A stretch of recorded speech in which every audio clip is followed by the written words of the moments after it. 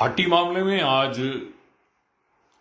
3 दिन की लगातार बहस सुनने के बाद हिमाचल प्रदेश हाई कोर्ट ने उस नोटिफिकेशन को स्टे कर दिया है जो हाटी को एसटी का दर्जा दे रही थी। इस मामले में 3 दिन लगातार बहस हुई।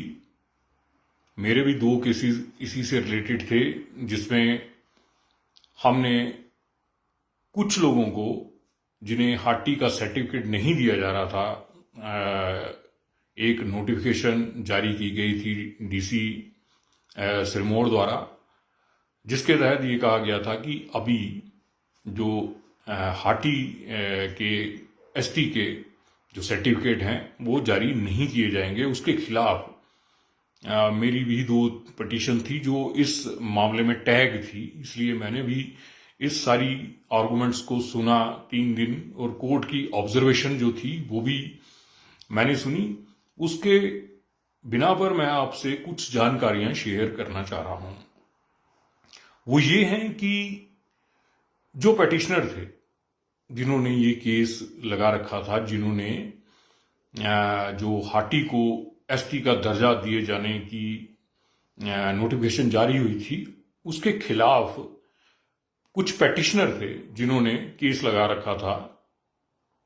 उनका ये कहना था कि जो हाटी की नोटिफिकेशन है उसमें जो एरिया है कि हाटी कौन है, यानी कि जैसे कि आप ये मानिए कि कोई आप किसी वार्ड में रहते हैं, आपका पंचायत का या आपका शहर का कोई कमेटी एरिया का वार्ड है, तो वो डिफाइन है वो कहां से कहां तक है।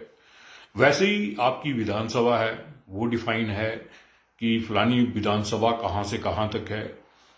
पार्लियामेंट्री एरिया डिसाइडेड है। आपका जो हिमाचल स्टेट है वो कहां से कहां तक है। उसके बाद जम्मू कश्मीर कहां से कहां तक है, पंजाब हरियाणा कहां से कहां तक है, ये सारी डिफाइन है।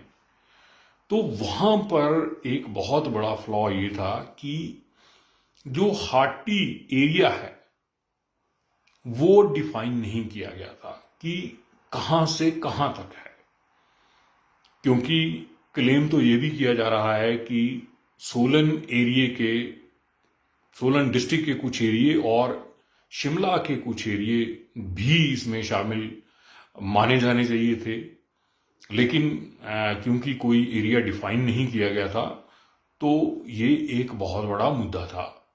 उसके बाद एक उसमें मुद्दा ये था कि जो एससी हैं उनकी रिजर्वेशन का क्या होगा, क्योंकि इन लोगों को 15% रिजर्वेशन मिलती है, लेकिन अगर ये एसटी एरिया में आते हैं, शेड्यूल ट्राइब एरिया में आते हैं, तो इनकी रिजर्वेशन घटकर 7.5% रह जाएगी।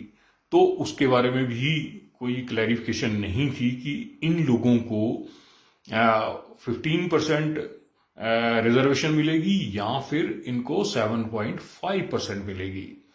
तो ये कई कंफ्यूजन थी।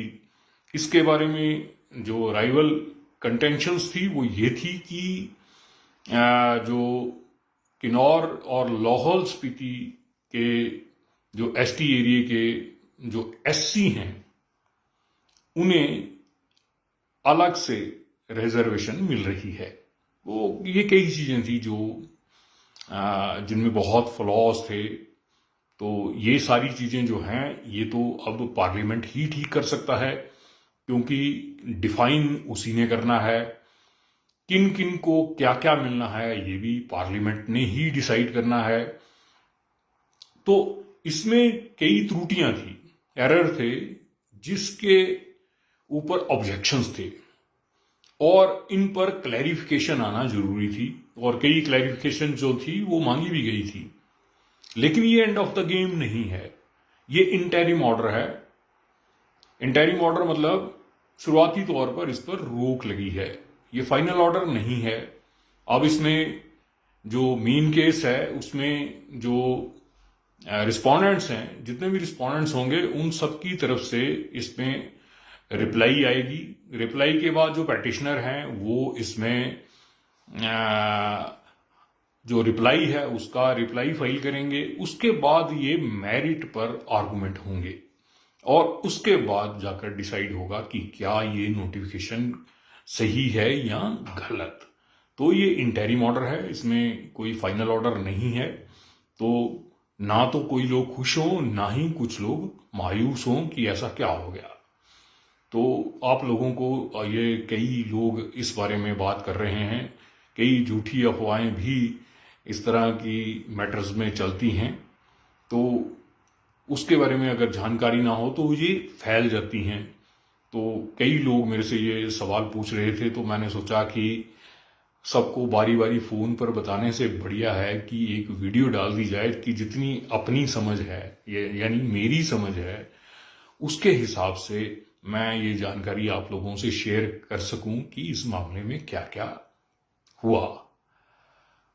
तो मामला जो है वो सारा केंद्र सरकार के पाले में है, उसने क्लैरिफिकेशंस देनी है, पार्लियामेंट ने क्लैरिफिकेशन देनी है। तो वो देंगे कि इसमें क्या क्या शामिल है, क्या क्या शामिल नहीं है। तो उसके बाद जब उनके रिप्लाईज आएंगे, उसमें ये जो केंद्र सरकार की एडवोकेट्स हैं उनकी तरफ से जो रिप्लाई आएंगे वो सारी चीजें स्पष्ट करेंगे।